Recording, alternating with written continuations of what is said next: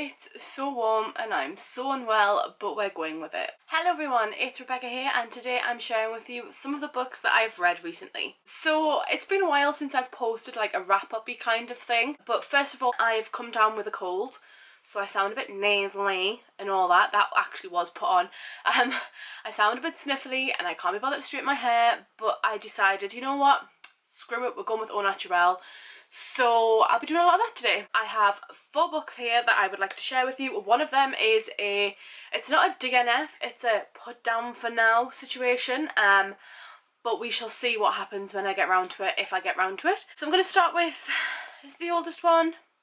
Yeah, we'll start with the last, like the oldest of the ones that I've finished, and that is The Kingdom by Jess Rothenberg. This one I originally started for August, and it is now probably going to be October before this video goes up, if not later, because, you know, living my best life over here. The Kingdom is a YA thriller kind of situation where the Disney princesses, basically it's a Disney princess kind of fairy tale retelling, in that the Disney princesses are robots. That's the easiest way to explain this. It's not in any way related to Disney because, you know, copyright and blah blah blah blah blah, but essentially it is Disney princesses that are robots.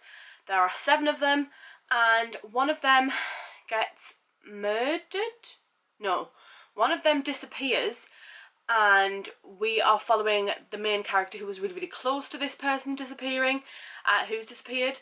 And then all we know that there is some sort of investigation into a death, into a murder, and we've got different time plots. There's a lot happening in this book for how short it is, and that was one of its downfalls for me. It was like a 3-star, but more towards 2.5 for me. I enjoyed some aspects of it. There wasn't a lot that I actually enjoyed, and for some reason I just had the main guy character, sort of like the love interest, if you can call it that. I mean, they do kiss, you can call it that. Spoilerish, really? Not really, no.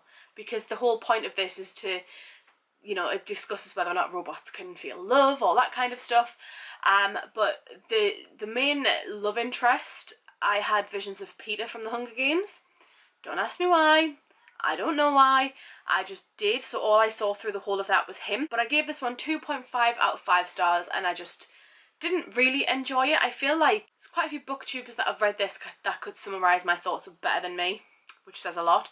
And there should be a Goodreads review on my Goodreads of this book, so the link will be down below to my Goodreads page. If you go down there, have a look at the books I've recently read, this should be on there with a review. It fell flat for me, and one of the things that I really didn't like, and this is the standouty point for me, is that within the first 3 or 4 pages we have our main character calling her male creator, her father figure, daddy, and I was like, no, please don't. Yes, 2.5 out of 5 stars for this one. Next up, we have a sequel, and that is Gemini by J. Kristoff and Amy Kaufman. I originally said with Illuminae that I wasn't going to pick it up because after finishing Illuminae, I just didn't feel anything towards the characters, towards the plot line, towards the writing, towards the style of it. And then the longer I've left it, the more curiosity kind of got the better of me. So I bought it, and I've read it, and it's a 3-star. It's an alright read. I feel like I don't understand the hype. Like, I understand the hype, but I don't. Because I spent the majority of the time reading this going, I'm so hecka confused. Like, what's happening? Who's who? Are people betraying people? Are people, like, you know, all on one side? I'm really, really confused right now. And it was like that for pretty much the whole of the book. I have bookmarked where I started reading from one day, towards the last of the book, because that's how I'm marking my page right now. But anyway, it's friggin' upside down. What? That bit's upside down, that bit's sideways. I'm hecka confused. What am I meant to do? How am I meant to read this book? What? I can't compose thoughts very well. I really shouldn't have decided to film today. But anyway, I gave this one 3 out of 5 stars. It was a better 3 out of 5 stars than The Kingdom, but still, you know, 3 out of 5. I did end up going and picking up Obsidio because I was like, you know what, I do kind of want to know what happens. Curiosity is going to get the better of me. Might as well just go buy it now while I'm out. So I went and bought Obsidio, and I think I'll be picking that one up soon just to see what the crack is. That's such a northeastern England thing to say, I think. I feel like it is. I feel like Irish and Scottish people say crack as well, but yeah. find out what the crack is with Obsidio eventually. The next one I have is one of my most recent reads, and that is Three Dark Grounds by Kendara Blake. I know one person in particular is going to be so happy that I finally freaking read this book, because they bought me it a while ago. I read all of that in one day. I'm so proud of myself. But anyway, Three Dark Grounds follows the story of three princesses or three queens. They're not queens, but like each part of the world, like each island that they live on, see them as a queen. And they're three sisters, triplets, separated at birth. No, they don't all have a necklace that kind of joins them together. That would be so sister. But anyway, they have abilities. So we have a poisoner, a naturalist, and an elementalist, I want to say. Yes. Get in! Look at me knowing my stuff! Get in! Couldn't tell you their names, but I knew that. So we have three sisters with three different sort of powers, and they basically get brought up under the assumption that come their 16th birthday, they will then have a year to kill the other two sisters. And we follow the three sisters in the coming of age sort of like area that they're building up to this 16th birthday, and things happen. Things are not all they seem, and you find out that the sister, like, you find out a lot of things about the sisters, including things such as some people are very different to how the public perceive them to be, and I give this 3 stars as well. This was an average 3 stars for me. I did kind of feel like when I finished it, there was a twist at the end and I was like, holy guacamole, I need to pick that up like right now. There was a bit towards the end where I was like, I need to pick up the next book, and then I just kind of forgot about it. But that being said, it was a good 3 stars. It was a solid 3 stars. I really enjoyed it, and there was points where it just kind of fell flat, but then there was points where I flew through it, and that's what really, you know, made this book for me, was that I could sit down, fly through it, and still know what the hell happened. I mean, Obsidio, I'm looking at you. Like, what the hell? This is how you fly through a book and know what's happened. I gave it 3 out of 5 stars.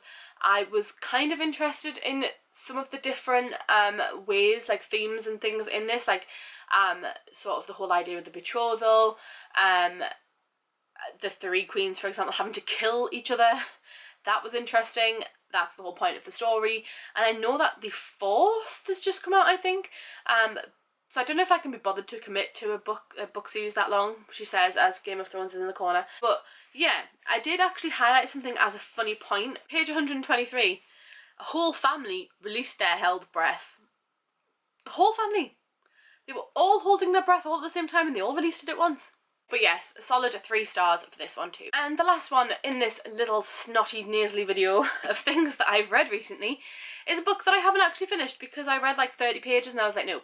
And that was It by Stephen King. Now, it's huge, and I'm doing this for a video challenge, which I'm not sure if it'll be up by the time that this video goes up. If it is, go watch it. If it's not, you will have to wait and see what the whole point of that video is. But basically, I decided to try and pick this one up because people at work were talking about It Chapter 2, and I was like, thanks for spoiling it, guys. I haven't even seen It Chapter 1 because 1, I don't want to, and 2, I have the book to read.